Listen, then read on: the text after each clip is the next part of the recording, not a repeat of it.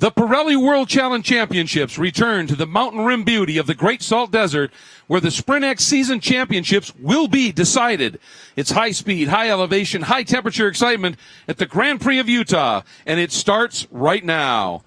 Welcome to Utah Motorsports Campus, a gem of a raceway carved out of the Great Salt Desert, just a bit west of downtown Salt Lake City.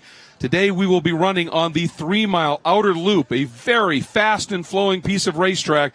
And the field that sits in the pit lane, in the pre-grid, that is ready to go, the GT machines of the Pirelli World Challenge. Time for the final round of the Sprint X Championship run for this 2018 season. Hi, everybody. I'm Greg Creamer, joined by Calvin Fish, Ryan Marine covering the action for us down in pit lane. And Calvin, as we come here, this is going to be a great challenge. It always is. We're racing at high elevation. We're racing in desert type of temperatures.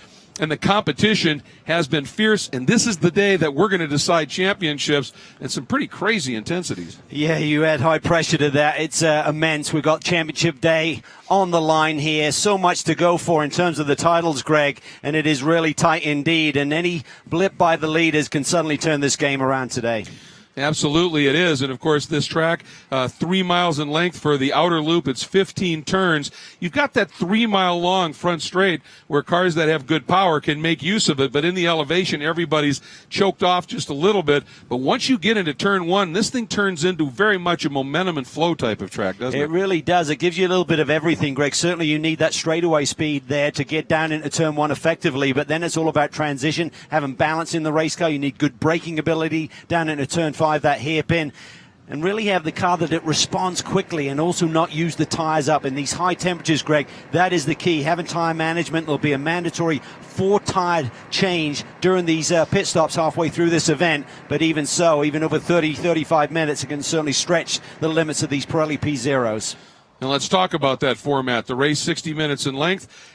The pit window opens from 25 minutes in to 35 in. You've got to get that pit stop done in that 10-minute window. You certainly do, and when you pit, there's certainly a strategy to that. We saw guys yesterday stay out, lay down a couple of hot laps while guys are coming out on relatively cold tires. It's immensely hot here, of course, but that can make a difference as well. So lots to play for. Everyone has a different angle on that strategy, depending on whether you're leading, if you're in championship contention, if you're going to roll the dice a little bit, it'll be fun. When you talk about the Porsche race analysis here, obviously the track, we said 3 miles in length with the fast-flowing nature, but the championships in terms of analysis today could well be decided crew execution in that pit lane. Yeah, there's a 67-second pit lane delta. That means from the moment you come onto pit lane to the moment you leave, you cannot be under that 67 seconds. Now, we saw guys yesterday cut it to within a few tenths. We saw other guys leave a handful of seconds on the table, so that can make the difference. As you can see, everybody getting ready there. Looking forward to getting this one underway. It's not the final round of the Pirelli World Challenge Championship season. There are 2 sprint rounds yet to go. But for the people that are going for Sprint X Championships, this is championship day. And you talked about it, along with everything else they're dealing with, is pressure. And everybody getting geared up here. And it's going to be fun to see how this one plays out. You take a look there at that R. Ferry Ferrari. These have been the guys with the mojo as of late for sure. And part of it, I think, is because of just what's turned into an absolutely dynamic pairing. The experienced veteran Tony Vilander and the new Ferrari factory gun, Miguel Molina. Yeah, absolutely. There's been great chemistry between these two guys, so it's been very effective. Bundle of wins, and they've got the championship lead. Yeah, absolutely. And, of course, we've got 3 different classes running today. We've got the Pro category, and then the Pro-Am, and also Am-Am. And there have been some wonderful developments in the Am-Am class here over the weekend, especially for local fans here at this venue. And you can see the grid starting to queue up, drivers starting to get on board as we are getting ever closer to this 10th round of the championship.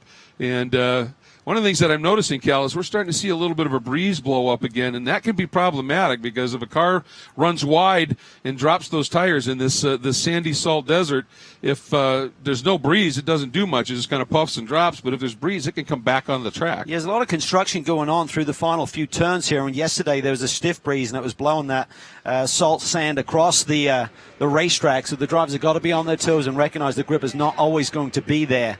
And there's a critical set of corners, those final 3 turns there to set up for that long front straightaway. We just saw a shot there, the number 80 Lone Star Racing, ACS Manufacturing Mercedes. Unfortunately, missed the most recent round. Up until that point, they were contenders. They had a big win earlier this year at VIR. They've come in here. They have shown really stout speed, as you would expect. Yeah, it was disappointing not to see them at Portland. They're on a restricted budget this year, but every time they show up with Mike Skeen and Scott Heckert, have pace, and they're always a factor for a victory, if not a podium. And Mike Skeen, I've often said he's America's best kept secret. It continues to befuddle me, but Scott Heckert's starting to make a serious name for himself as well. And that's going to be a great story as well. And I think the big story here, of course, is the fact that it is about time for us to go racing. That field is anxious. We are anxious. And I think down in pit lane, anxious to get this one going, is Ryan Marine. Ryan, a very special command is coming up. Now, ladies and gentlemen, please welcome Scott Callister, the General Sales Manager for Mercedes-Benz of Farmington, to give the command to start engines. Drivers, start your engines. All right, and a big thank you to Scott Callister and everybody at Mercedes-Benz of Farmington. You just see it, that black Mercedes sitting there, a GLS 63 AMG. That is one fine piece of road car itself. And, boy, looking forward to seeing this one get underway, and that car will be leading them around and setting up for the green flag. Rolling start, of course, for this round of the championship. Confirmation from the grid that all the cars have started up. That means it's time for our Pirelli storylines, and it's got to start with the Flying Ferraris.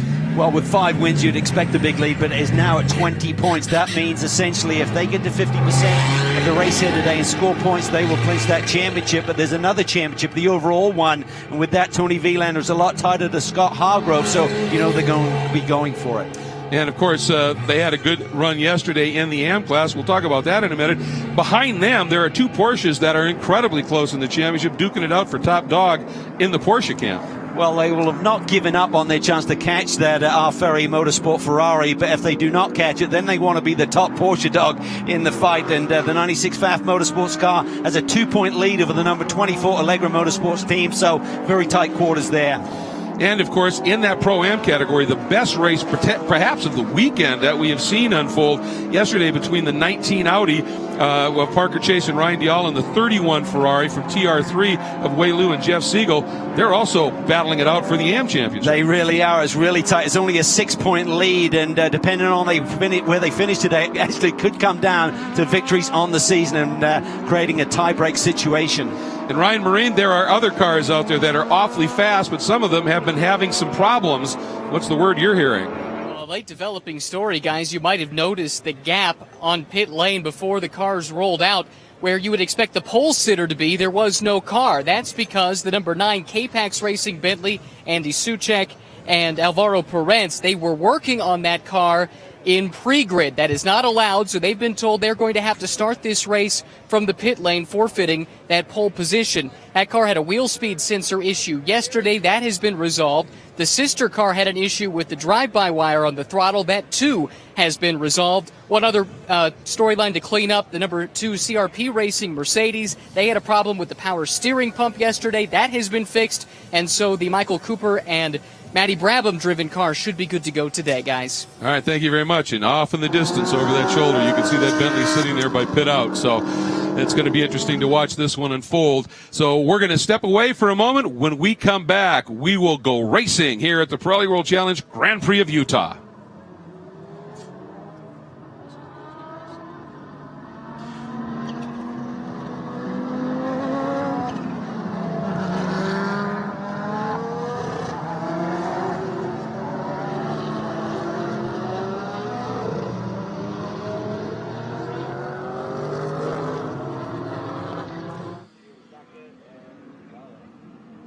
Lights are out on that Mercedes GLS 63 AMG. It will head toward pit lane, and that means leading them up to the green flag will be the number 80 Lone Star Racing Mercedes of Mike Skeen. Again, that gap, Cal, where that pole-sitting car will be. Big break. Just spoke to Mike Skeen on the pre-grid, and he said, I'm really concerned about the pace of the Bentley down into turn 1, so that problem has gone away for now at least. Absolutely, and the situation here is that 19 True Speed car cannot fill that gap. until it goes green. And Brian Dial, a pro, look at that. Exactly where he should be. We're green. Final Sprint X race of the season is underway. Oh, and way off into the dust was Soule. He gathered it up. He really did. That was a big move, and he got off track there a little bit and nearly got ugly. But look at this. Jeff Siegel looking to the inside. Can he take the lead? Who's going to be the last on the brakes? It is Mike Skeen. Miguel Molina, winner from yesterday. Oh, touch! Soule is around. Other cars involved. There's now dust and debris everywhere as Molina was really pushing for that second position, Greg, and he gets it. Siegel coming back at him. Yeah, while we were watching everything unfold in the back, beautiful move by Molina, and I think it was Brisson just got into the tap and tapped Soule, knocked him sideways. But again, now Siegel trying to defend right now on... It was, you're right, spot on there. Brisson, what a save here, and he actually gets clipped back straight away. Other Ferraris involved. Yeah, Fuentes got caught up in that just a little bit too. Mazzaro there, back in Pirelli World Challenge, so everything just starting to settle in. And that's a little bit of a break. Skeen, as you said, that's exactly what he needed. And Molina, it was huge for him to try and get around and get by Jeff Siegel, and he pulled it off.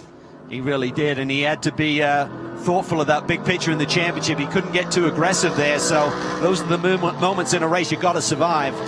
And interestingly for Dial, who essentially was starting in the second spot, dropped a number of spots, and I'd say he's back outside potentially even of the top 5. There's the damage to the number 3 of Soule. Well, they're definitely pushing hard, the Bentley boys here this weekend. Not a lot to lose in terms of they're not really in contention for the championship. They're here to win it, as we saw yesterday with the Prent issues. They went to work on the race car, got Andy Soucek, the Spanish driver, out in the race, and he laid down the fastest lap that gave them the pole position. But unfortunately, that went away before even the drop of the green here today. And in that inter-team Porsche battle right now, it looks like the number 24 of Pumpelly sitting in front of Hargrove as we complete lap number 1. And trying to keep an eye out here for where that number 9 is. And he started from the back, so with the issues with Brisson and the rest, he's actually found himself a little bit of pace here. And look at this move. Lazzaro now trying to come back up through the field after that moment. And here we go. Damage to the right side of Brisson's car. You can see it there, Cal. Yeah, that's a shame. They have been great competitors this year, had some awesome performances, but problems early. Oh, big move there by Hargrove down to the inside. Nice job on Pumpelly. We talk about the battle between the Porsches, and elbows are out there. Spencer had to take to the gravel. That allows Dial through. Yeah, Hargrove didn't give him a lot of room on the exit there and kept him up on that curb. And Spencer started bounding across them, had to lift, and through went Dial. And he needed that because he just faded a bit. Yeah, when they came by, he was in 6th. And then we take a look here and a little bit better look at that damage. Ryan, pretty comprehensive on that right front. Looks pretty extensive, guys. That's bad news for this duo that came in the third position in the Pro-Am standings in Sprint X. Some significant right front damage. It looks like parts of the suspension have been pushed back into the right front wheel. The right front tire certainly is down. You can see along the bottom that it has just been drug across the track and has essentially been drugged to a flat surface there at the bottom. Alessandro Brisson has climbed out of that Lamborghini, and it looks like it could be an early into the day for the Dream Racing team. Well, and I'll tell you, he was so impressive to watch it at Portland, and was so looking forward to getting here. They had a fun run yesterday. Sad to see it all go away so early here. Fast lap of the day to Mike Skeen at 150.2. We saw him lay down that brilliant lap when he jumped in the machine yesterday, taking over from Scott Heckert. So that pace is there on the Mercedes. He was concerned. He said we're about 4 miles an hour down on the straightaway to the Bentleys, but right now he's not fighting a Bentley, and he's got fresh, clean air going to the front end of that Mercedes. He's trying to put it to good use. That Mercedes does work good on the back part of this track. Speaking of working good, Spencer Pumpelly in the Allegra Porsche here. The Optima Battery's best start winner, up 4 spots on that opening lap. So they take home that prestigious award here. And we go back to this battle. The 2 Ferraris running 2nd and 3rd. Keep in mind the white one leads the Pro-Am class right now in the hands of Jeff Siegel. And Molina got by him, but he hasn't gotten away. No, Jeff Siegel's a really fast driver, and he doesn't give up much to even the best of the factory drivers that he's facing right here. And Miguel Molina, it's really a testimony to his skills, and you can put him in at the deep end, and he can certainly swim. He's not going to sink. up through this section of the track called the Attitudes. You fall down the side here. It's a little steeper than it looks on TV, and it's off camber just a little bit. So the car just wants to keep heading out, doesn't it? It really does. I spoke to Scott Hargrove this weekend, and I said, have you competed here before? He said, no, but I've been here many times. My dad raced a few times when I was just a young lad. He said, I also raced the karts in the Scusa category here a few years ago. So been here, but first laps in anger on the big track were just on Friday in practice. And he's having a good start to this one. Racy, as you said, elbows up early, sits 4th overall right now. And since he got around Pumpelly, he's been able to ease away from him just a little bit. So doing a good job. And Pumpelly, too, was able to get around on Dial once again. So he has slipped back. So in the early going here, it is Skeen leading from Molina. Leading in the Pro-Am category, I should say, is the number 31 of Jeff Siegel. And leading in the Am class after getting involved in that little incident early on, Martin Fuentes in the 07 Ferrari. That's how it sits early in the going here at the Pirelli World Challenge Grand Prix of Utah.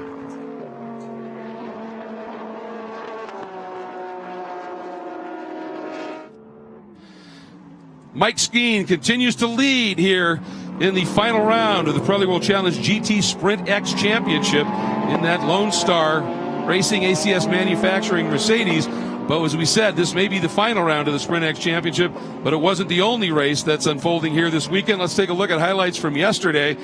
And it proved to be a fairly interesting and eventful race, Cal. And at the start, it was the Bentley out front and got a great jump. And the team car right alongside as they whistled down into Sunset Bend. Baptista got the slightly better start. Alvaro Perrin, his experienced teammate, hangs tough in that yellow Bentley to the inside. Right behind him, though, Wieland had a very nice start, and the Ferrari looked hooked up. Then in the early going, Alvaro Perrin, technical issues, moves aside for his teammate. Yeah, didn't want to catch anybody up, and then further around the lap, a huge plume of smoke.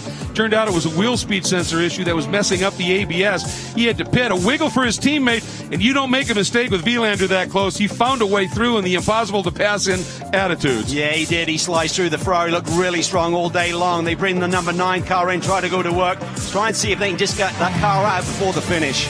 Then the pit stops, and the R Ferry team, absolute perfection.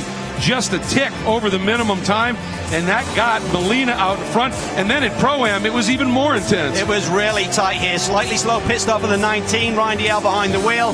Jeff Siegel has a head of steam, and he takes the lead in class.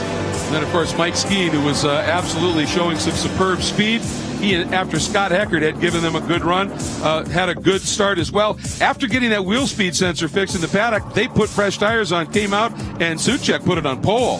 He did. Fastest lap of the day, but they were not going to thwart this Ferrari challenge. They get another win, 5 for the season. Absolutely fantastic in the Pro-Am category. Is Siegel able to hold off Dial, and that was an intense battle. And in Am, Salt Lake City resident at home gets his first Pirelli World Challenge Am win, David Askew for DXDT Racing. So it was a good day across all of the categories and some wonderful surprises as well. So now we sit here and we watch Mike Skeen doing what he does exceptionally well, and he is managing that margin a bit. He really is, and another fast lap of the day, a 49.7. He backs that up on the last lap with the 49.8. As we go back and take a look at the start once again, and you can see Siegel really had a good run here. It looked like he might even be able to get to the lead, but Skeen just out-deeped him, and Molina went with him. Yeah, Molina just had to feel it out there. He couldn't affect Ford driving the argy-bargy. Then a little bit further back in the pack, 3-1 didn't go. You see Hargrove on the outside. Brisson tries to fill the gap inside of Soulé and turns him sideways.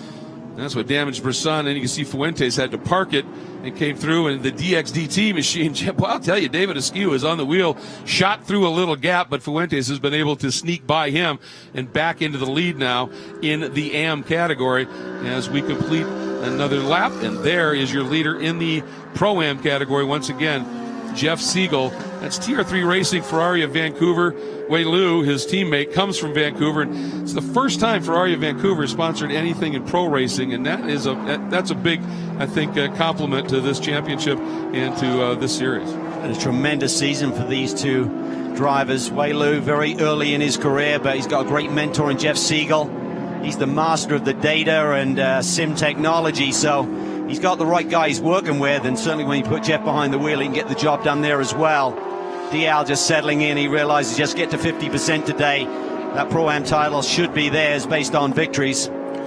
Absolutely. I mean, he sits second in the Pro-Am class, 6th overall, a few cars behind Siegel, but he certainly knows the big picture. And it's so important, that 50% mark. Once you get there, okay, now we know we're okay. We can go race and have some fun, but no risk to that point. You cannot afford to do that. I mean, it's all about just, you get to this stage of the game, 10-round championship, we're in the final race with a nice lead. Don't throw it all away by getting too racy. And there is a look at that vertical bridge, music movement. Protein balanced water, true speed Audi in the hands of Dial. And he turns over to Parker Chase, who has had a revelatory season this year, the 17-year-old. Some have said Lime Rock, some have said Canadian Tire Motorsports Park. It's like he just clicked with this car. They've been pushing him hard. They've really been getting him outside of his comfort zone, but he has responded. He's putting some great performances, and he and Ryan Dial on the verge of a championship. And right behind him right now, Matt Brabham in that CRP Racing. The DeVilbiss MK, the orange Mercedes AMG GT3. Obviously, last minute add to the car at Portland. Had never driven the car, never driven at that track, and he adapted very well. And now I think that he is really starting to feel it.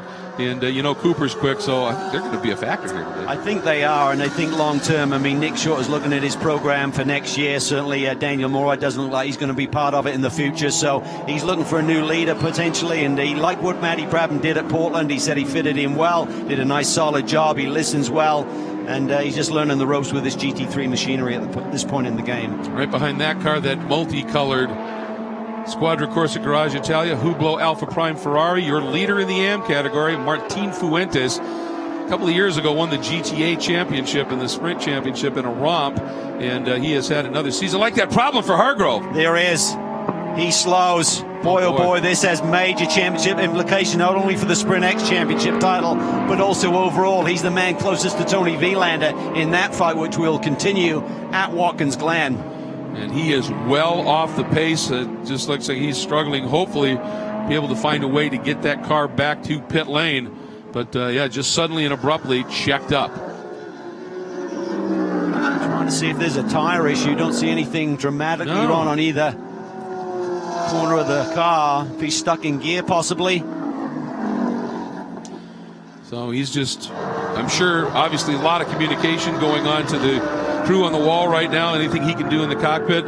Sometimes you might just shut the electronics off and try and recycle, but he's just trying to get that car back into pit lane or be able to get it back up to speed. So we'll try and figure that out. He is still struggling, so problems continue here for one of the major players in the championship points as he drops down the order. But Skeen continues to lead Molina, and Siegel third, leading in Pro-Am.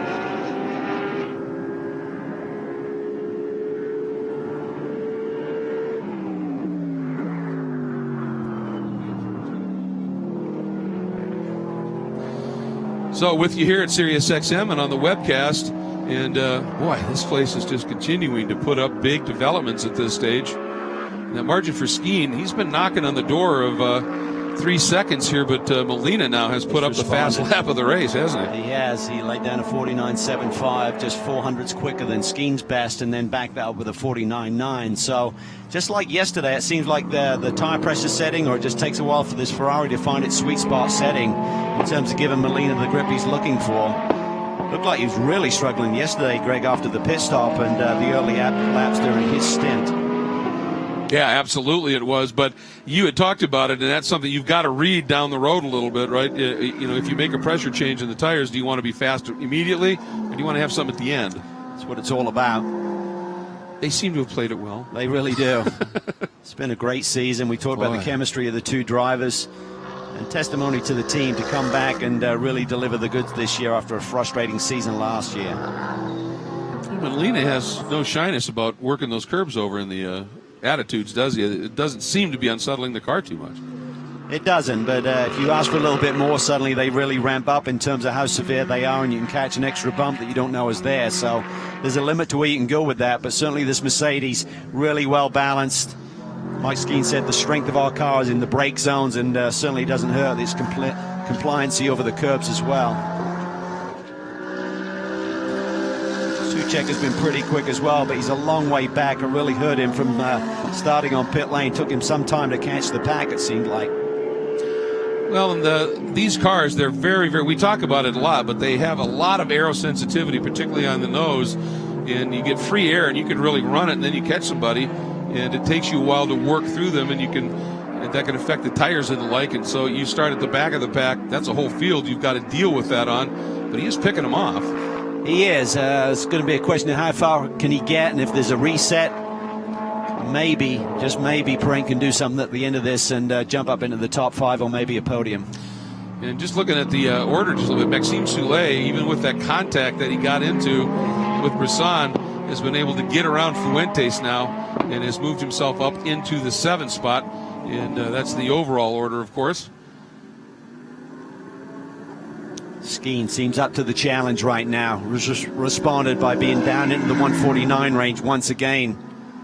A couple of tenths quicker than Molina on that last lap.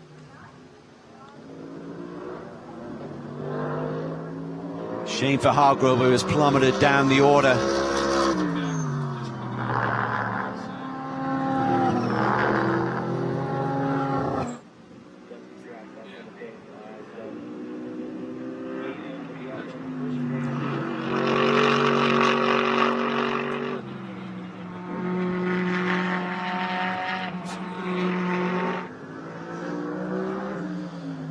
Mike Skeen in the ACS Manufacturing Lone Star Racing Mercedes continuing to lead here, maintaining about a 3-second lead here in the 10th round of the Pirelli World Challenge GT Sprint X Championships over Miguel Molina in the 61R Ferrari Ferrari. And there were big problems, however, obviously, for this car in the number 96. And let's go back, Cal, and take a look at what happened. Looked like everything was fine, and then suddenly he just checked up. Just laid down. Similar place on the track to Pirelli yesterday. It's kind of strange, though. He stayed out there. I'm sure he's doing a reset on the car right now. I'm looking to see what his next lap would be, but we haven't seen him appear on pit lane just yet.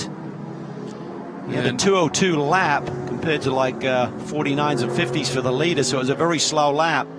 See if he's affected any kind of fix on this race car. See what this lap is. He comes across the line. And it just clearly is not at anywhere near full capable speed here, is he? He's not. Another 2:02, so he's got a flat Porsche there right now, so they're just playing a game. It's a long lap and just hoping and praying that they catch a yellow and can bring him in without going down a lap.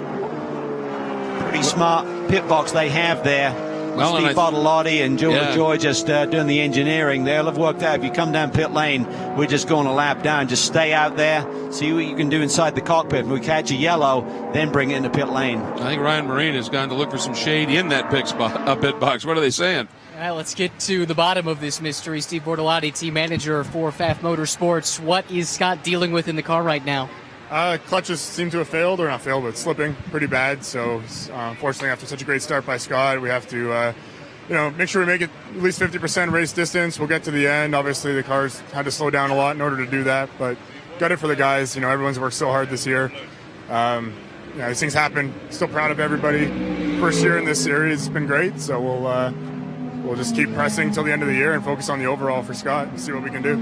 Yeah, the Sprint X Championship now out of reach, but you do have that overall championship to look forward to. So how important is it just to bank as many points as you possibly can, make the best out of this? Yeah, exactly. You never know what can happen. I mean, it's unlikely, but there could be a big wreck. As long as we get to the end, get our points, whatever happens, happens, and focus on Watkins Glen and see if we can turn some heads there. Maybe we can bookend the year with wins. Who knows? So we'll see what happens.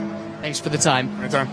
That's a good point he made in the sprint opener at St. Pete. They dominated, winning both of them, so they'd like to finish that way at the Glen. It's a track that's close to home, obviously. That's going to make this pit stop a little bit interesting, though, when you have to shut down and the like. Yeah, well, I'd imagine what he's doing, he's getting a lot of slip, so he's just having to drive around at like a half throttle so he doesn't just burn it out completely, so he probably started to lose drive, and if he goes full throttle, he's probably just spinning it up.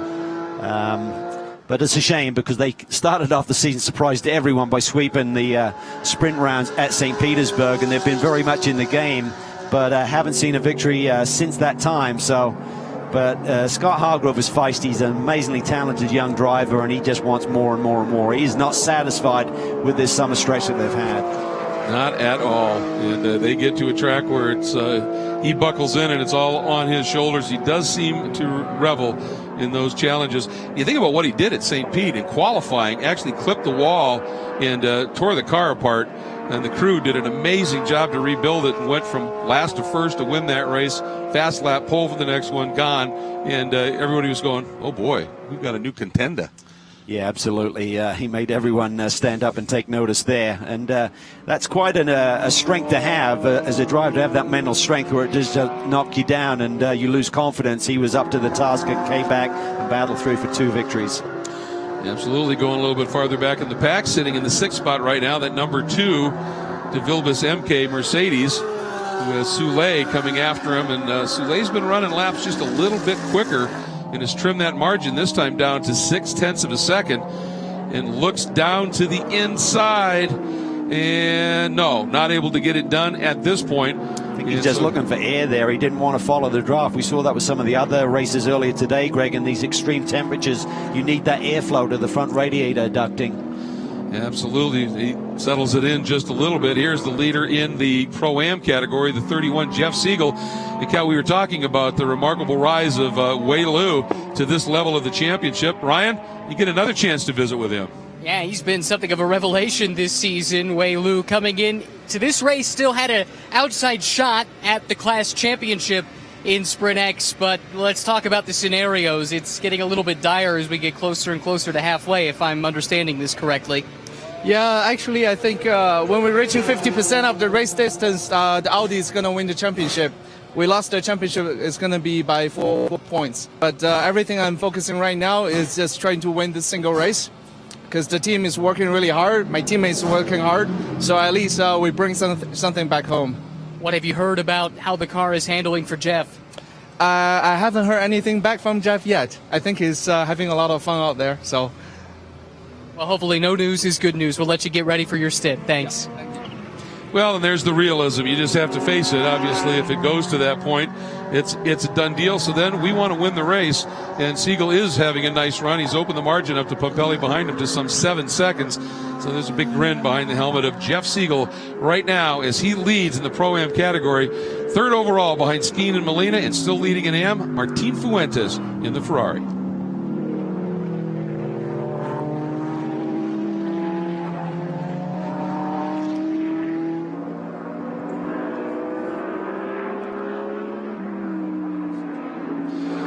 All right, in break for our CBS show. Hello, everybody out there, Sirius XM and on the web. And, well, I'll tell you, we've seen some interesting developments here. And that's just one of the things we talk about this track. It just presents so many different challenges with the elevation, the heat, the desert dust. And you wonder if that clutch issue is just something to do. I mean, we're pushing now upper 90s for temperatures here once again. Yeah, I mean, and it can be a residual effect. I mean, we've had a couple of really tough weekends on the equipment and the drivers for that matter, but certainly the drivers have a chance to refresh and get fit again, ready for a next race weekend. But not every part on a race car has changed. Certainly they do a lot of lifing, a lot of checks in between the race weekends, but even so, it can have an effect. And it's just a shame to see this thing taken out of that Porsche battle. So it looks like it's going to go the way of the 24 car in terms of the Sprint X championship anyway.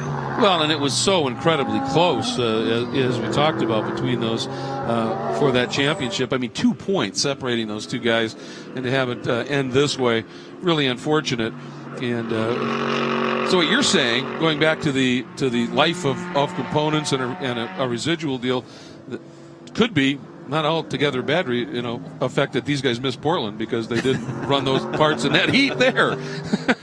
Good point. Having a good solid run. There's Molina, and that's the margin. And Skeen has been able to just maintain that here. That time Molina, oh wow. Skeen quicker by 2, or Molina quicker by 2 1/1000ths of a second. Yeah, and he's going to want to try and keep it as close as he can to that Mercedes to make Tony Wielander's task a little bit easier. And these guys are just counting down the minutes here. Once we get to the halfway point, it's done on laps, but unless we see a yellow, it really doesn't factor in. It's essentially minutes as well. In terms of scoring points, 50% of the laps get you a point-scoring position. So that'll be their target, and you may see Molina actually open it up a little bit once he gets that other 5 minutes on the board here. Certainly doesn't want to push for a couple of tenths and throw it off the road. Absolutely, and we are just less than 30 seconds away from getting to that pit window opening.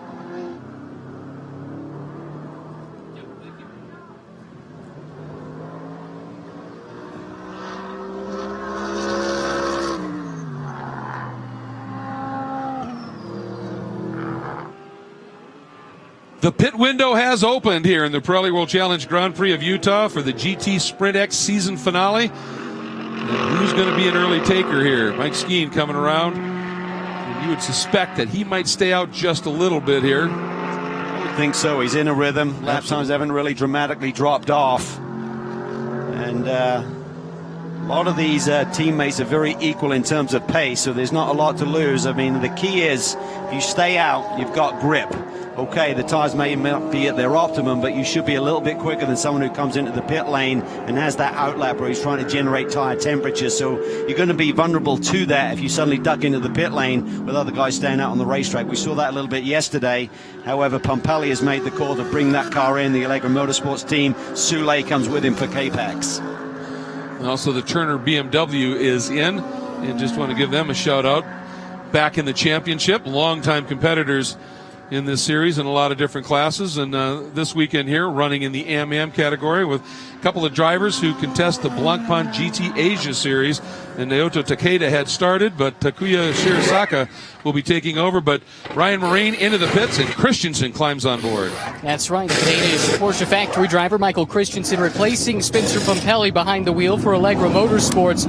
It really was a two Porsche battle for second in Sprint X overall championship coming into this race here. It was just a 2-point differential between Allegra and Pfaff. With the issues for Pfaff, it looks like that's going to allow Allegra to leapfrog them. It looked like a pretty smooth pit stop. Now they're just waiting for the time to tick down. You can hear the engine revving, and there he goes. Christensen back into the fight. See how tight they cut it. Ticking away, 67.86. Wow, that was a good one. And Soule, not quite as good, at 68.9, essentially, almost a 70. Soucek to Parent, 68 flat, so the K-Pax boys leaving a few more tenths on the table, but nonetheless, it's such a double-edged sword, Greg, in terms of wanting to cut it fine, but not getting a drive-through penalty, which will cost you about 22 seconds. So a good stop for the Bentley boys, a great stop for the Allegra Porsche group. And now our leader, Skeen, brings the ACS Manufacturing Mercedes-Benz down into pit lane. And Scott Hecker will be ready. I see David Askew, yesterday's winner in the AM category in the DXDT car from Salt Lake City, has completed his stop. So this hot lap from Mike Skeen should be a little bit quicker than the guys who pitted before him. One thing that you can run afoul of if you stay out there and there's a safety car suddenly released, that can balk the leaders a little bit. So it can work both ways depending on where you are on the racetrack, but certainly it's a bit of a gamble if you stay out. However, you are getting those hot laps on the tires. This pit stop looks a little bit lively. Heck, it had to jump around that left rear that was in the way. Well, Ryan, it looks like they were able to get it done, even though it looked a little as... I like that lively count. Yeah, I think you're right. It's been a little while for this team. Keep in mind, they've not been competing in the full season, so you wonder if that might have something to do with it. A little further down pit lane, you see the DeVilbiss number 2 Mercedes in, as well as Michael Cooper is replacing Matt Brabham behind the wheel there. Cooper told me earlier today that this car in the race yesterday, he had that great start to the race. He said it's pretty fast when it's by itself, but he really does have trouble having the speed to get alongside somebody to make a pass. So that's what he's going to be dealing with in his stint. All right, thank you very much. And Heckert getting out a 108.9 as well, so sort of matching the Bentleys. And I wonder, Cal, I would have thought that Skeen would have stayed out a little bit longer with that rhythm and the pace he had. But I wonder if the team was looking at it and said he might be catching Hargrove in a rather difficult spot that could cost him some time. Possible. You got to keep your eye on traffic. You don't suddenly want to lose a couple of seconds by catching a driver in the wrong place. And here we see Molina in, going to try and leapfrog around that 80 squad that had a mediocre pit stop. I call it a 68.9, is leaving almost 2 seconds on the table. So maybe this team here can slice a second off, plus maybe a second faster on this in lap versus Heckert's out lap. It's going to be awfully tight, I think, when they come across the line here next time by. Meanwhile, it looks like Siegel has stayed out and Dial has stayed out. All right, hits its marks, Ryan. Tony Vilander getting set to replace Miguel Molina. Remember, Tony fighting for the overall championship as well as this Sprint X championship. And this is one of the teams that they just needed to get to the halfway mark, and they're going to score enough points where they have locked this thing down. It's been a really remarkable season, especially in Sprint X. This has been a dynamic duo with Molina and Vilander, they've just been rattling off the wins. Don't need a win today, but it would help Tony in the overall championship chase. Absolutely. If they execute this, we're getting reports from around the track that the 80 might be catching the Turner car in a tough spot. So if they can execute this, yeah, he has. He has picked him up here. Let's keep an eye on that stop for the number 61 of Vilander. There he is, trundling along, making his way. It's going to be really tight. Heckert's going to have hot tires. Got to clear the BMW, put the attack on Tony Vilander. Look at the clock. I think we can say that the Ferrari group have won this Sprint X Championship. We're past halfway. Heckert to the inside of the Turner Motorsports BMW. He's going to have about half a lap to put the pressure on Vilander before Vilander's tires come in. And that stop, a 107.7. So once again, one of the best stops this Ferrari team just continues to execute. They gained about a second there, and I think for Molina's hot lap in versus Heckert's cold lap out, that was worth a second or more, but Vilander recognized if he can just hold him off through this hairpin, he may be in good shape. Yeah, I love it, Heckert. Oh, a little bobble there. Vilander asked a lot of that car down into the brake zone. It didn't want to give it to him, but he hangs on to it. Heckert's got a pounce. He doesn't have nowhere near the experience of Tony Vilander as he pokes his nose to the inside. And that's what I was going to get to. I love the optimism of Heckert flashing the lights at Vilander. One of the best drivers in GT cars on the planet. Heckert, a talent, but still relatively new to this. Vilander, he's played this game before. And you'd say that Tony will be super aggressive knowing that Sprint X Championship should be theirs. The team will give him the news. We're past halfway. He should be good to go with points for the day, but he's got that overall championship that he's battling Scott Hargrove for as well to think about. Well, and Tony was aggressive. That run through the attitudes, he pulled away by about 3 car lengths on Heckert. So Tony felt those tires were ready to take a little bit of an assault on those curbs and used it. Heckert's just got to find the rhythm. Remember, he's only got an extra lap on his tires. It's not like they're probably right in their sweet spot yet, but now they should be, just as Tony's just starting to find it. And having a look here, boy, Jeff Siegel is definitely pushing the envelope on this stop, staying out. He's going to have to pit at some point here. You got to get it done in this 10-minute window. So he continues to officially lead Dial, playing the same game. Got another lap there to work with. And Fuentes as well. And the quicker guys in the car, you would expect them to stay out late. These crews are on it. There's a pretty good mind trust sitting on that box in that True Speed team as well. And this time, Siegel in. Yeah, Dial's going to have to follow him. Not enough time on the board to do one more from this point. So the young man from Vancouver, Wei Lu, taking over from Way Fast, as you like to call it. That's a great. And here comes Dial, really attacking as you would expect he would, carrying as much speed as he could up until that moment when you have to be on that pit speed limiter. And here comes Fuentes, leading in the AM category. Who's going to execute the best right here? Should be a good little battle here, I think, between Wei Lu and Parker Chase here for the Pro-Am victory this afternoon. Certainly looks like the 19 car with their 50% mark here. They should be the champions in their class tonight, but still a race victory to go for. Absolutely, and both of them fairly close concert. We can keep an eye on both of those stops along with the Hublot Alpha Prime Ferrari. It looks okay here. Nice stop by Siegel. Or by that team as Siegel got out, and now Wei Lu behind the wheel. Delay here maybe for Dial? They're having a problem with that driver change, Cal. Yeah, they are. That's costing them dearly. 67.7 is the number for the Jeff Siegel Wei Lu transition. Let's see. I'm continuing to click on the 19. This is taking the sting out of that battle. 71 seconds. They lost nearly 4 seconds to the 31 car in that pit stop exchange. That's a shame. And I'll tell you, that was a good one, as you said, for the 31, a 107.7. Well done for that as well. And meanwhile, up front, this one is interesting. Molina hanging on over right now Vielander now behind the wheel of that car is hanging on over Scott Heckert impressively. Heckert is not letting these guys go. He is not. He is finding a groove right now, and his car is coming into play here a little bit. 150.4 on the last lap to Vielander's 150.5, so they're pretty evenly matched, but we'll have to wait and see if that Ferrari comes alive. We saw Molina take about a handful of laps to really find the full pace of that Ferrari and start to lay down the laps equal of Mike Skeen. And Cal, you talked about what a remarkable season these guys have had in this R Ferry team, and the fact that they've done it against some pretty august competition makes it all the more special. And a bit earlier this weekend, we caught up with them and asked them to take a look back at how this season has unfolded.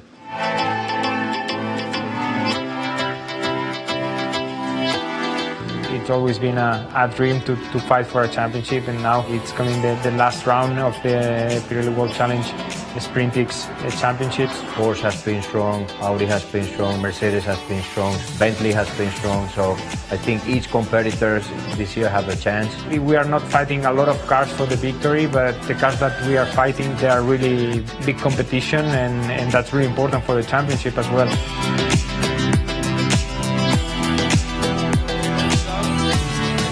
I think it's a mixture of talent, experience. Things happen so quickly. The best way is just to drive your max. So far it's been quite smooth, some errors in some races, but we actually had a good consistency always. To win a championship is same everywhere. You need to be fast, consistent, and minimize the errors. I think we have done a few errors, and now it's time to execute. Now it's time to do perfect.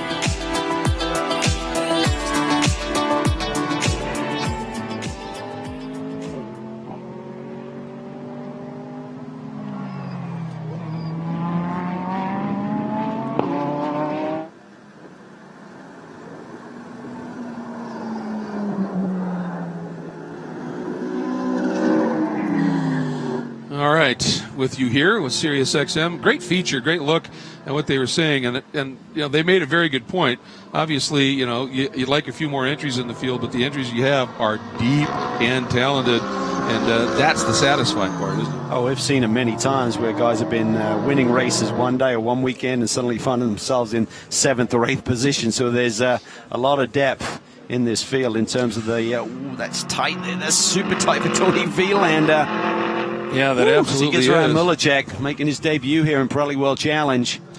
And that was, I think, a bit of a risk. I think Vielander may not have realized that, you know, he was thinking maybe Lazaro was behind the wheel, who was a top flight driver. And Mulacek, this is his first pro race, and he's only driven that Ferrari in testing. And but Tony obviously realizing that Heckert has speed here, and he said, I want another win. Even though it looks like we're going to win this championship, you want to finish it out and perhaps sweep the weekend. Yeah, you certainly do. And as we keep relating to that overall championship, he wants to bag the maximum points with Hargrove having a bad day. You got to be impressed here with what we're seeing from Scott Heckert.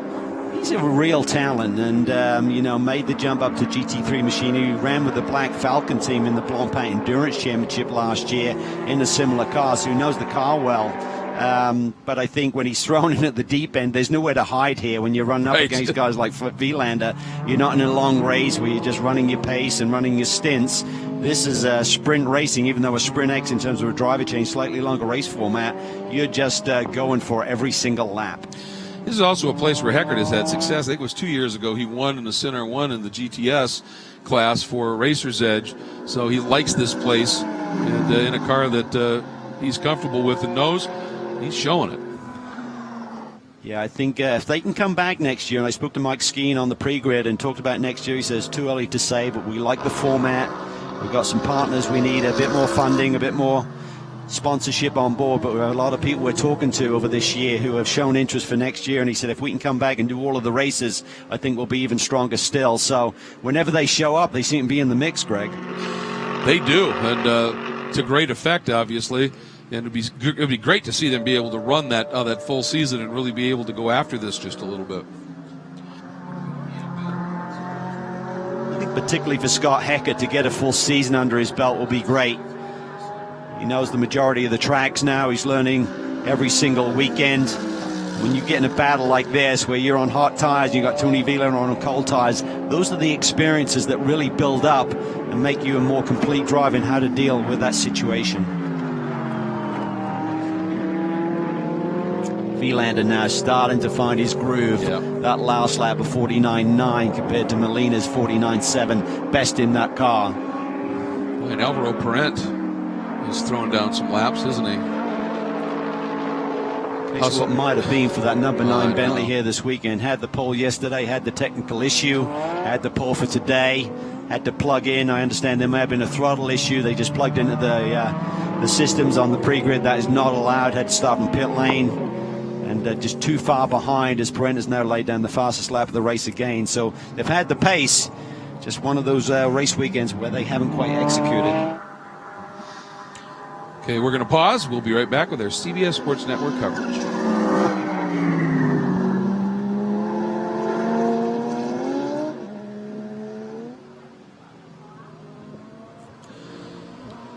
Tony Vilander continuing to lead, and now finally starting to shake the young, talented Scott Heckert, and has been able to get the gap up to over a second. And once again, we're seeing that car get quicker and quicker, then deeper and deeper it gets into this second stint. That's how it played out yesterday, Ryan. I wonder what they're thinking in the R Ferry pit. Well, let's find out. Enrico Diano, the team manager for R Ferry.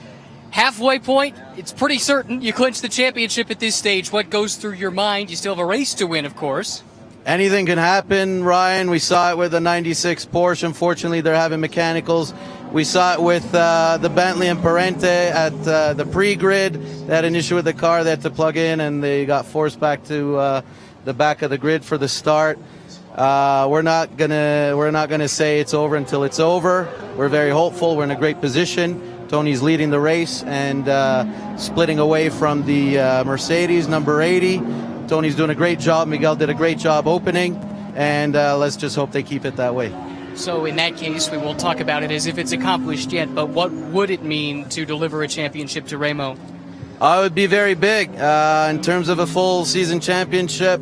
Other than our Ferrari Challenge program, which has had several over the years, we've never had a pro GT level championship for the group.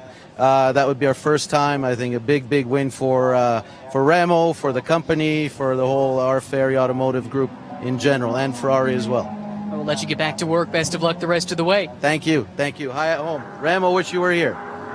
Yeah, we do too, that's for sure. And a chance to double up on that, obviously, is they lead in that overall. Yeah, there's a lot on the line here as we look at Watkins Glen in 3 weeks' time as well. And it's been a bittersweet season for Remo Ferry. I mean, had a couple of family members that he lost this year, so there's been a lot of heartache, but certainly his race team has delivered on the racetrack. So maybe I'll put a smile on his face today, that is for sure. And you can see Heckert trying to hang on and keep in the hunt at this stage, just in case, as they said, anything can happen for sure. And it is still in the Pro-Am category, the number 31, now in the hands of Wei Lu, leading out Christensen with those pit stop exchange. Christensen has taken the 24 Allegra environmental services machine up into third, that 24 Porsche. Having a good run as well, looking to perhaps be on the overall podium. Here he comes. Yeah, this is a team that really had a slow start to the year, relatively speaking. Couldn't quite find the setup on the car. They understood they identified an engine issue, made an engine change, found the setup on the race car, and suddenly Pompelli and Christensen, when they were teamed together in the Sprint X events, were very potent. And certainly Michael was dynamite. That winner he had at Road America, he just drove away from the field in the early going. And you saw the number 31, the white Ferrari. Second in the Pro-Am category is this car, the black and chrome and green number 19, Parker Chase, sitting in that second spot. At least he's sitting in second spot on the track, Ryan. Yeah, second on the track, but what matters is first in the championship. Ryan Dial is co-driver joining us, and our understanding is you get to the halfway point, you've done enough to clinch this Sprint X title. What does it mean to be able to deliver that and to do it with a guy you've been coaching for a while, too? Yeah, great job from everybody. Obviously, new program this year. We started a little struggling, and we just got better and better, especially Parker. And, I think he might have a chance here to hunt them down, and we sure want to win with a win. But we knew once the Lamborghini was out, we get to 50%, and we should be good. But I want to say a special hi to Peter Barron, who's not here, and also our truck driver is not here either. So I hope he's recovering well at home, and just super happy this team. We've worked hard. and it's nice to clinch the championship here. So appreciate the Chases having me here and all their supporters to have us. Congratulations. Yeah, and I mean, for Parker Chase, obviously the kid's got immense raw talent, but you need to hone that, and I'm not sure you can find a better partner for that than Ryan Dalziel. That's for sure, and that's what's nice about this Sprint X Championship and the format, Greg. You can really have not just someone coaching you on the weekend, you can put them in the car with you. You can look at their data, you can overlay it and see where you got to find those last few tenths. And a guy who knows about finding last few tenths, Tony Vilander, has opened that margin up over Heckert now to 1.7 seconds. That's a fairly healthy margin back to Christensen, sitting in the third spot once again in the Action Cleanup Environmental Services InSync Healthcare Solutions Porsche. And then fourth and fifth continues to be your leader in Pro-Am, the 31 of Wei-Lu, and the number 3 of Rodrigo Baptista from Capex Racing and the Bentley.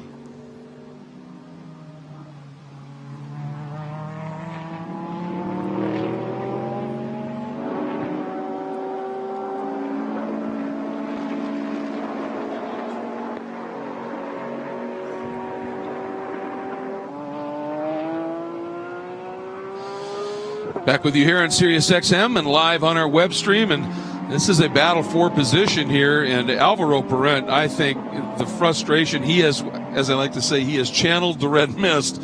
He is flying, and he is up on the back of his teammate. He is. This is a battle for fourth overall as Wei-Lu continues to lead in Pro-Am and fourth on the road. 2 Bentleys coming up on him. But it's got to be an extremely frustrating season for Alvaro Parent. So much promise.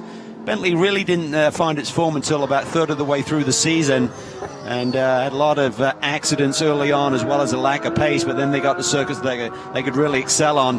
Yes, they've had wins, but could have had so much more with a little bit more luck and a few less technical issues.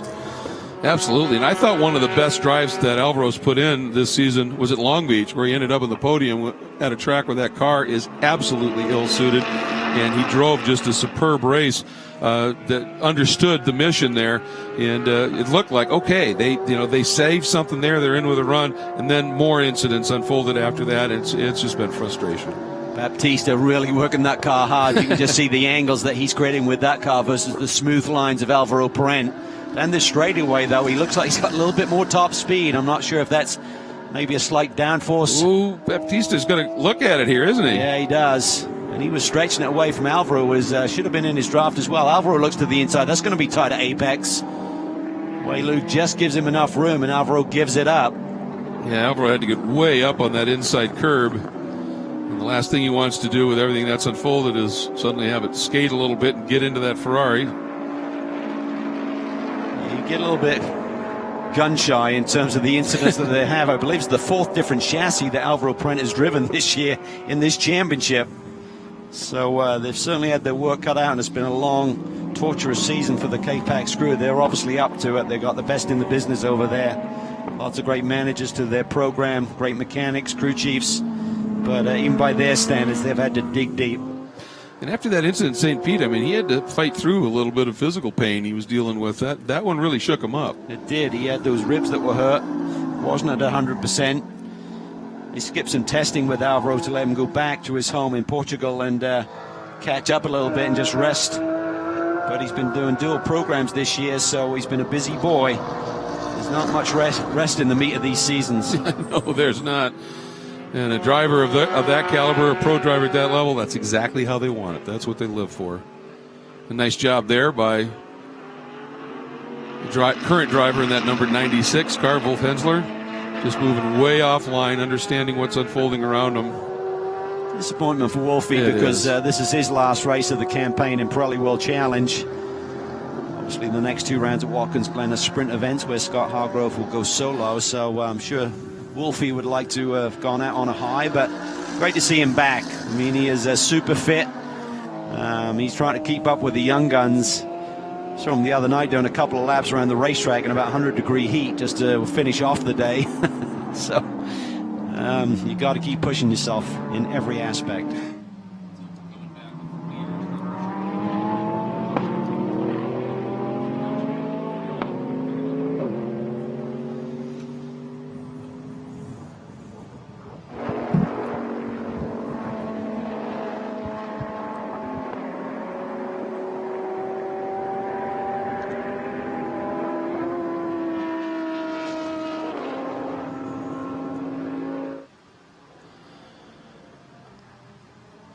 Threading his way through the attitudes, Tony Vilander continues to lead. And as he has continued to just eke away every lap, he's just that much quicker now. The margin up to 2.4 seconds for Tony over Heckert. Christensen sits in the third spot.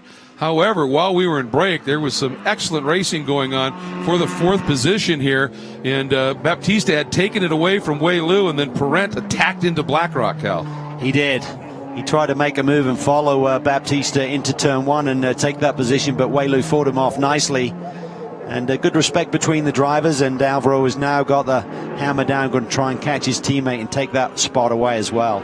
Absolutely, and Alvaro was interesting when he got down inside Wei Lu. He could have maybe forced the issue, but he waited. He obviously knew he had pace. He really did, and I tell you what, his car looks to be hooked up a little bit better, but down this straightaway, see if it's a repeat of what we saw before, but it looks like Baptista gaps Parent a little bit down the middle part of this straightaway.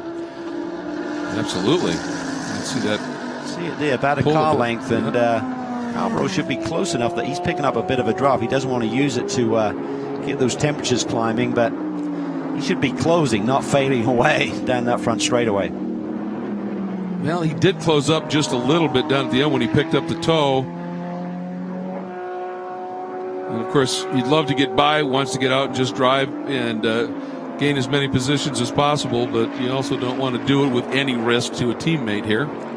This car just looks to have slightly better balance than Rodrigo's at this stage of the game.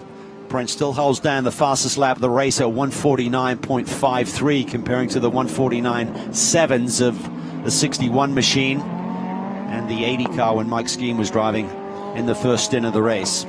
Yeah, Alvaro seems to be able to absolutely match Baptista's pace in using a bit less of the track, which is usually a good indicator that the car is really stuck. Yeah, and he's not going to force the issue. You know, Rodrigo wants to solidify his position on the team and showcase that he can be up to the task of fighting off his more experienced teammate. And for Alvaro's perspective, he doesn't want to risk damaging any car. They just want to get to Watkins Glen with two healthy cars and go fight the battle there. Dropping back a little bit in the order here is the gentleman who won the AM category yesterday in this race, and he is driving for a locally based team, DXDT Racing. Salt Lake City is David Askew's home, and he's been working, trying to get back up to Cesar Baccarella, who's leading the AM category right now. And for Askew, he was the driver here that disrupted what could have been a complete sweep of the season for that Squadra Corsa Garage Italia car. Bit of a wiggle there. And he was able to get it done. There, that car is. And Baccarella, who has struggled a little bit yesterday, struggled a little bit at Portland, but today, since he's got behind the wheel, he has not only held on to the lead that Martin Fuentes has built, but opened it up a bit. He has. He's done a nice job. He got involved, I believe, with Scott Heckert in the opening lap yesterday. Went for a spin and took a long time to recover, and that just basically buried them in the chance of grabbing a victory yesterday. But he and Martin, they're a good team. And it's always fun to see this Hublot Ferrari fighting out with the big boys. It is indeed. And Cesar has done a fair amount of Ferrari challenge driving, which is very high-performance Ferrari cars, just not the aero level in particular that these cars have. And that's an adjustment. It really is. You've got to be prepared to commit a lot more in one of these cars as he starts to make a move and put another lap on Mulacek. Mulacek's done a nice job of keeping his nose clean. I mean, this is very much, I think everyone was kind of looking at this entry and wondering whether Mulacek would be up to the task, but he's kept his nose clean. He just gradually brought his lap times down over the course of the weekend under the tutelage of Rick Mayer at Risi Competizione Ferrari and Anthony Lazzaro, his teammate and coach. So, nice job. You've got to be satisfied with this. Absolutely. When you make your pro debut at the GT3 level, that's saying something. And he's only ever tested the car. He's done Ferrari challenge racing, so he does have that experience in those cars. He also does a lot of vintage racing, and there's a couple of club series that run older, like NASCAR Cup cars. So he's got experience in some fast stuff, but this is a whole different level. And everybody, I think, is pleased with just what Pierre Mulacek is doing here in that Risi Competizione Ferrari. And the red Ferrari on the other end of the spectrum right now, Tony Vilander, has this one in hand at this stage, barring any unforeseen problems, as that margin now has grown to 3.2 seconds over Heckert. And Heckert has about 9.5 back to Christensen. Just very controlled driving by Tony Vilander coming into this weekend, recognizing that a championship was on the line, didn't take any risk. I just think he's totally driven this car underneath the grip level that it wants to give him. He hasn't pushed it. He's managed the tires beautifully like he did yesterday, taking the lead late in his stint and just holding off Scott Heckert until the car found its sweet spot and then going for it. Ooh, big wiggle there for Heckert as he comes out of turn number 6 and heads into Witchcraft. The back of that Mercedes starting to twitch a little bit, indication that he's been driving it hard. And why not, of course.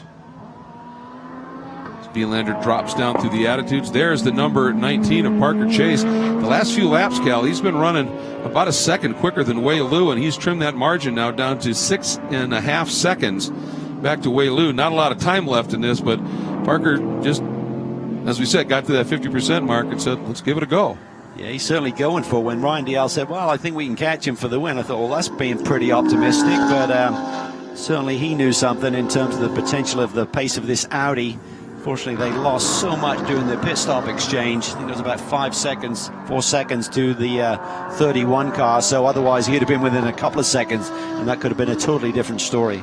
We're seeing some of this great action and stuff, and this great opportunity for the future of the Pirelli World Challenge Championship as the relationship with SRO, the Stefan Rotella organization, has grown. And a bit earlier this weekend, we checked in with CEO of Pirelli World Challenge, Greg Gill, on what to look forward to.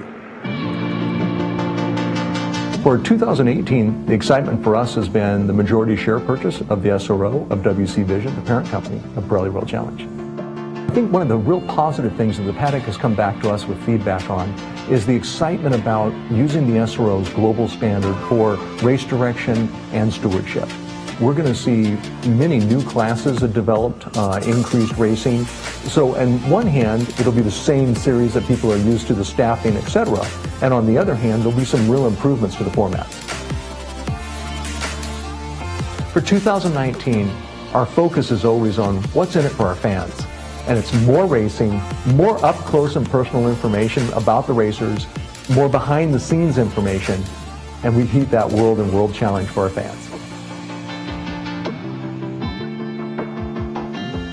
So exciting times for this championship, and as the Sprint X championship for this season is working its way to a conclusion, there's still the Sprint Championship to unfold, the overall combined championship to unfold, and after all the glory of yesterday for David Askew, Cal, looks like that right rear has been cut down, and he is just limping it around right now. Now that's a shame. Yeah, it shame is. to what's been a great weekend for David. Getting back to Greg Gill's comments, I mean, there was a lot of information that came out at the Spa 24-hour race with SRO, announcing a number of plans for next year, and their global footprint, as we see the white flag fly here, is just immense. And I think what they bring to the table is certainly great for World Challenge here in America. No question about it. And one thing that this series already has is amazing teams and drivers and manufacturers, and all we can hope for is that there's just more of them, because what they're producing right now is pretty spectacular. And Tony Vilander on his way on the final lap here, Cal. And boy, what a season it has been in this Sprint X championship class for them. You don't want to jinx anything, but this could be win number 6. Well, you should win a championship if you win 6 out of 10. Yes, you should. You have earned it, no question. Cars look so smooth, totally underneath him. You can see there just very good balance. And he's on his way here. Crew are loosening up. And there's Miguel Molina, foot up on the wall.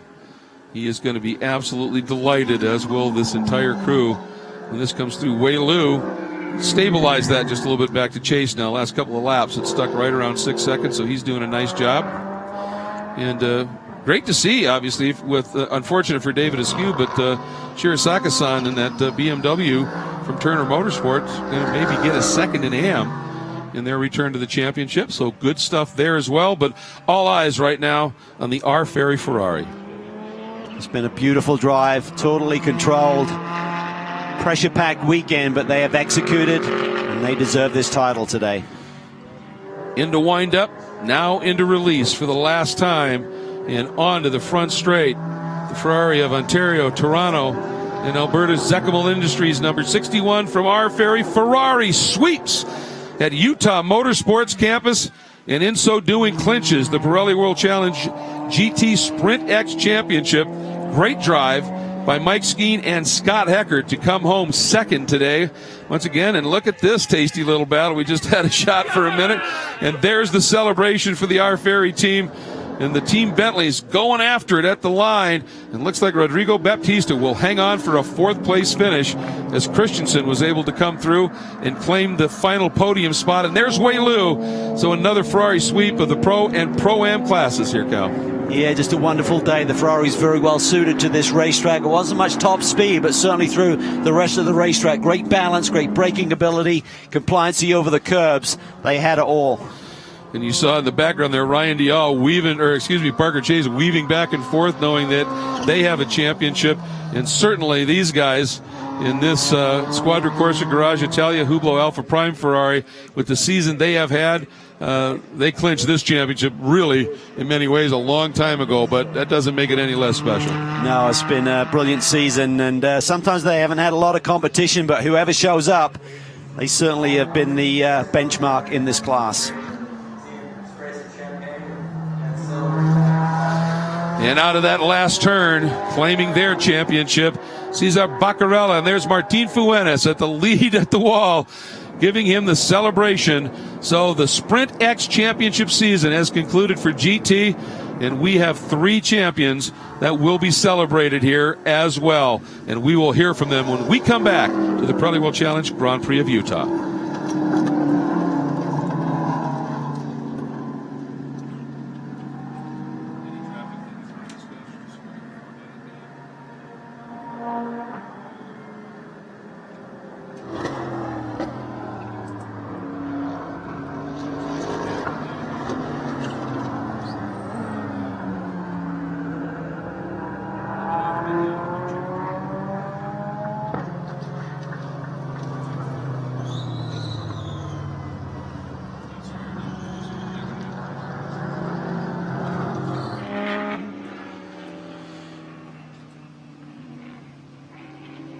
Well, to everybody out there that joined us this entire very busy weekend on SiriusXM and at world-challenge.com, thank you so much for doing so. We sure appreciate it. Remember, we will be bringing you live on SiriusXM and on the web the season finale races Labor Day weekend from Watkins Glen as the Sprint Championships conclude. So make sure that you do come and join us there. And looking forward to that one, too. Yeah, absolutely. Seeing Michael Christensen bring the Allegra Motorsports Porsche back towards the pits. Good day for them. They should clinch second in the Sprint X Championship behind the Ferrari, of course. And puts Christensen a little bit closer in those overall standings as well compared to the Pfaff Motorsports number 96. All right, so the cars make their way into pit lane. We're going to pause. Thank you so much. We'll be picking up and doing our final segment for the CBS Sports Network show. Thanks, everybody out on the web, and we'll see you from the Glen.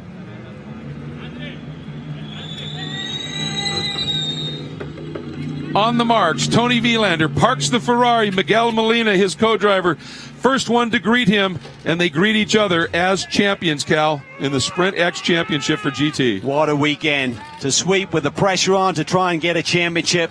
Execution, perfection by Our Ferry. Yeah, they did what they needed to do. The pit stops were just phenomenal, and in each case gave them advantage. Look at that. You know, for a young Ferrari factory driver early in his career to win a championship this early is special, and to do it with really in many ways a legend like Vilander, that's something. It really is. It's making a statement. As they said during the race, they have never won a Pro GT championship at this level, so it's a first for them, but there's still a lot on the line at Watkins Glen in 3 weeks' time. And there is a nice message. Thank you, Remo.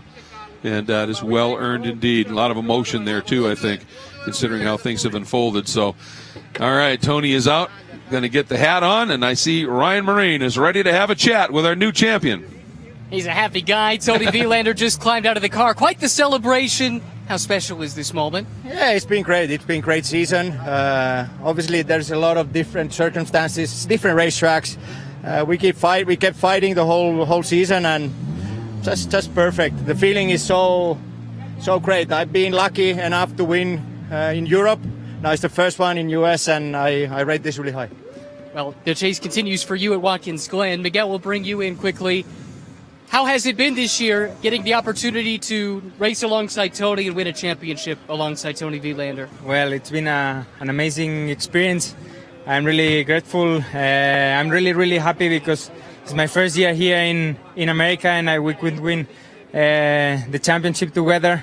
I'm really want to thank him because he gave me really good advices, and also the team has been amazing with me, and I'm really happy to bring this championship home, and I tried my best to help also Tony to help him to fight for the overall.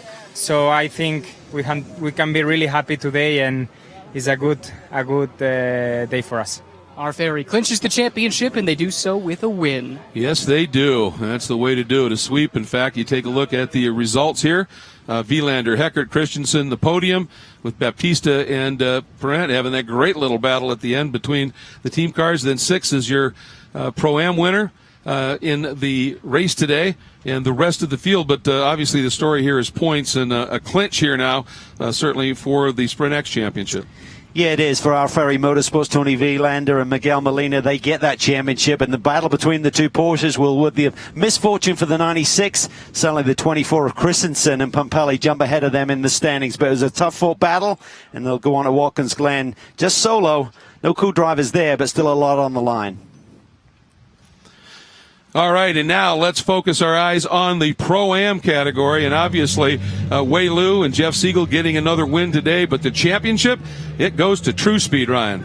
I know you guys would have liked to have the win to go along with the championship, but it's got to feel awful sweet. We'll start with you, Parker. What does it mean to be a Pirelli World Challenge champion? Feels good. We came close to my rookie year. We came close to getting third place, and that one hurt because just it was a mechanical failure that got us, and I don't know, it's just been a great year. It's been on working with Ryan, I've learned a lot, and I think we had that overall, or the class win, but in the pit stop it just got tangled up, and I don't know, it feels good. Well, Ryan, you spoke earlier about what it's been like coaching Parker along. Tell him to his face, how has he improved this year? Oh, you don't want his head to get too big, but no, it's been, he knows, from the start of the year to now, the progress has been massive, and he obviously came into this year with strong credentials from last year, but a big step up to GT3, and he just, midway through the season, everything clicked for us. I think we figured out the car, and we figured out what each other needed, and I figured out when to give him a kick up the butt when he needed it, and vice versa. So it's we're a good pair, and we've had a lot of fun, and we're just happy to finish this championship and win it for Audi. Well done, guys. Congratulations. Yeah, absolutely great one. I think Ryan a little... or Parker there, a little emotional. Certainly Ryan's been in this scenario before, but an absolutely great one. We take a look at the Pro-Am results for the race here. Wei Lu and Jeff Siegel getting the win. There's your second place, good enough. Mulacek and Lazaro and Brisson and Harada. Obviously that was a problem for them with that early incident, but the focus on that championship, and Dial and Chase, boy, the second half of the season in particular, they were just alive. It really was very tight at the end, and it came down to just a few points, and great battles all weekend long. Great performance by the 55 team as well. Dream Absolutely. Racing with Harada and Brisson. They put on some tremendous performances and certainly made it a lot of fun to watch. And in the Am category, with a win today, it was also just simply a dominant season for Cesar Baccarella and Martin Fuentes and Squadra Corsa Garage Italia. Look at that. They're pretty happy, bud, huh? I would say so. A happy duo to be sure. Might not have been a whole lot of drama coming into this weekend, but it's now official. You are World Challenge Class Champion, Cesar. How special is this moment? It feels great. First time in Pirelli World Challenge, first time driving the GT3. Learned a lot this year with Martin. He's taking the lead, and we're just so excited with the team. First year with the team, too, together. And Martin, you're always a happy guy, but you seem to have an extra bounce in your step right now. We had a little stressful race yesterday, and today was really good. Cesar drove an amazing drive, and I'm just so happy for the team. Squadra Corsa Garage Italia made this happen, and I'm just happy for us to start a good year with a good championship. Well done all year long. Thank you.